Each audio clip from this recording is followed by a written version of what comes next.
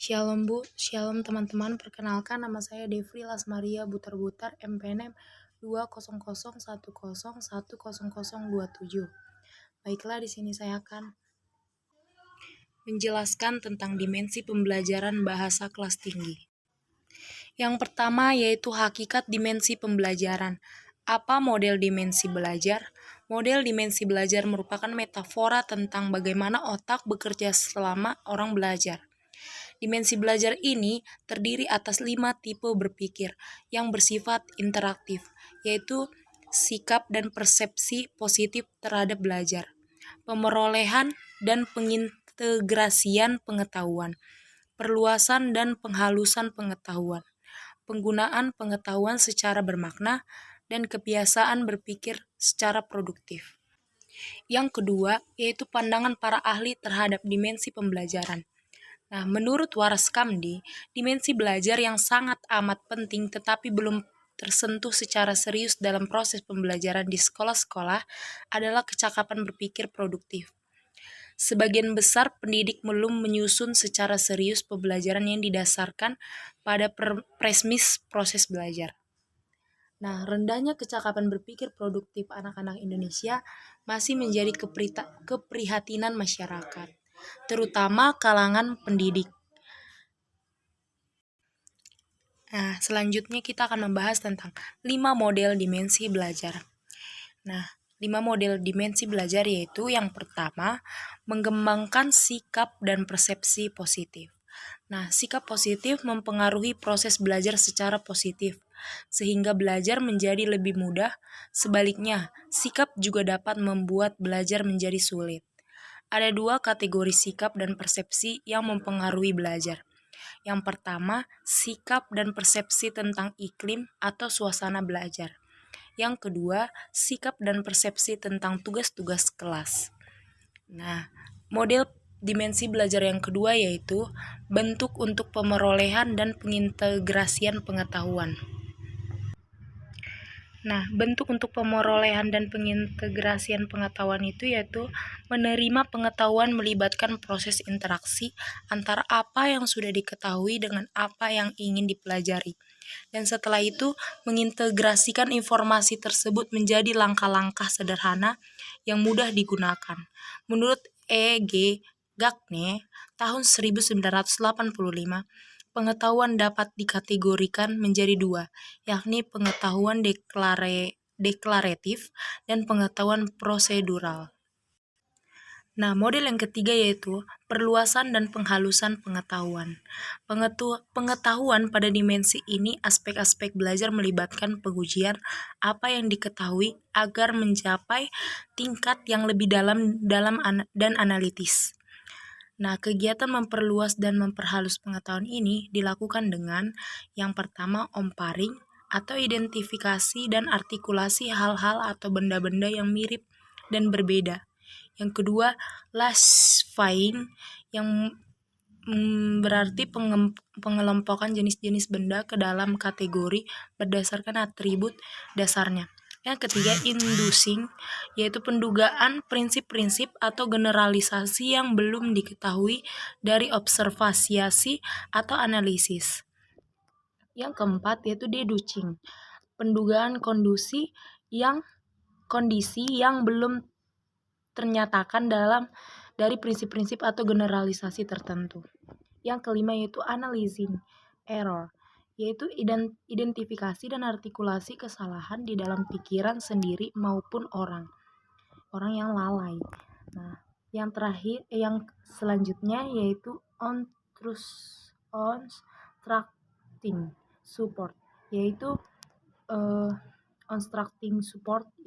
pengkonstruksian sistem dukungan kebenaran atau bukti untuk suatu pernyataan yang tegas.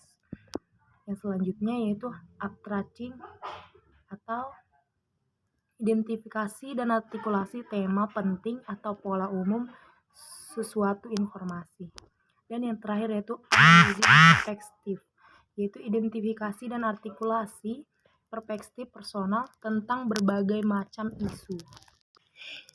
Baik, model yang keempat yaitu belajar menggunakan pengetahuan secara bermakna.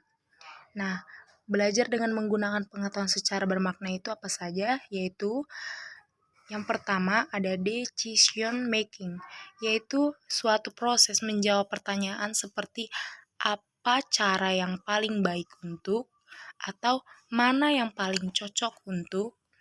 Nah, yang kedua yaitu investigation. Ada 3 tipe dasar investigasi, yakni definitional investigation yang meliputi pemerolehan jawaban atas pertanyaan seperti apa yang menjadi ciri khas. Nah, yang ketiga yaitu experimental inquiry, yaitu proses memperoleh jawaban atas pertanyaan seperti bagaimana saya menjelaskan ini, atau berdasarkan penjelasan saya, apa yang dapat saya prediksi. Nah, yang selanjutnya yaitu problem solving, yaitu menjawab pertanyaan bagaimana saya akan memecahkan masalah ini. Dan yang terakhir yaitu infection, yaitu proses penciptaan sesuatu untuk memenuhi kebutuhan menjawab pertanyaan seperti apa cara. Baik, saya ulang. Menjawab pertanyaan seperti apa cara baru yang, atau apa cara yang paling baik. Yang kelima yaitu model mengembangkan sikap bersikap positif. Nah, mengembangkan sikap bersikap positif itu modelnya itu seperti apa saja? Mari kita simak. Dimensi ini menumbuhkan kebiasaan mental untuk dapat berpikir secara produktif, yang ditandai dengan yang pertama, self-regulated thinking and learning, yakni kebiasaan mengetahui apa yang sedang dipikirkannya, tindakan yang terencana, mengetahui sumber-sumber yang penting, sensitif terhadap umpan balik, dan evaluatif terhadap keefektifan tindakan.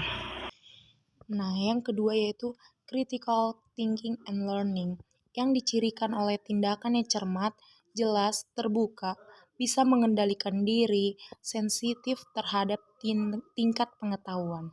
Yang ketiga, creative thinking and learning, yang ditandai oleh semangat tinggi, berusaha sebatas kemampuan, percaya diri, teguh, dan menciptakan hal-hal atau cara-cara baru. Dimensi-dimensi perencanaan pengajaran yaitu yang pertama, signifikansi atau tingkat signifikasi itu tergantung pada kegunaan sosial dari tujuan pendidikan yang diajukan.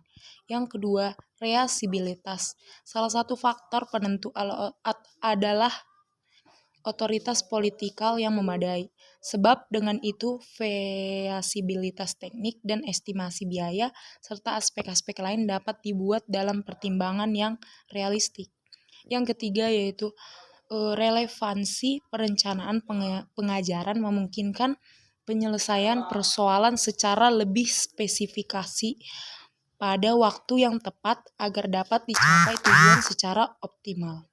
Yang keempat yaitu kepastian atau definitiveness, yaitu penggunaan teknik dan metode meminimumkan kejadian-kejadian tak terduga. Yang kelima yaitu penelitian atau parsimoniousness, yaitu perencanaan belajar disusun dalam bentuk yang sederhana. Dalam penerapannya diperlukan alternatif dan dapat mempertimbangkan alternatif mana yang terbaik. Yang terakhir yaitu adaptabilitas perencanaan pengajaran bersifat dinamis, sehingga perlu mencari informasi sebagaimanapun baik atau balikannya. Penggunaan berbagai proses menggunakan perencanaan pengajaran yang fleksibel dan adaptable dapat dirancang untuk menghindari hal-hal yang tidak diharapkan. Yang selanjutnya yaitu waktu validitas dan reliabilitas yang dipakai serta kapan untuk menilai kebutuhan pendidikan masa kini dalam kaitannya dengan masa mendatang. Yang kedelapan yaitu terbaik monitoring atau pemantauan menjamin agar pelaksanaannya berjalan dengan mulus. Perlu dikembangkan prosedur yang memungkinkan perencanaan pengajaran menentukan alasan-alasan mengadakan variasi dalam perencanaan. Yang kesembilan yaitu isi perencanaan. Perencanaan perlu memuat yang pertama yaitu tujuan, Yang kedua, program dan layanan, bagaimana cara mengorganisasikannya. Yang ketiga, tenaga manusia, yaitu mencakup cara-cara mengembangkan prestasi, spesialisasi, perilaku, kompetensi, maupun kepuasan lainnya. Yang keempat yaitu bangunan fisik, mencakup tentang cara-cara penggunanya. Yang kelima yaitu keuangan, meliputi rencana pengeluaran dan rencana penerimaan.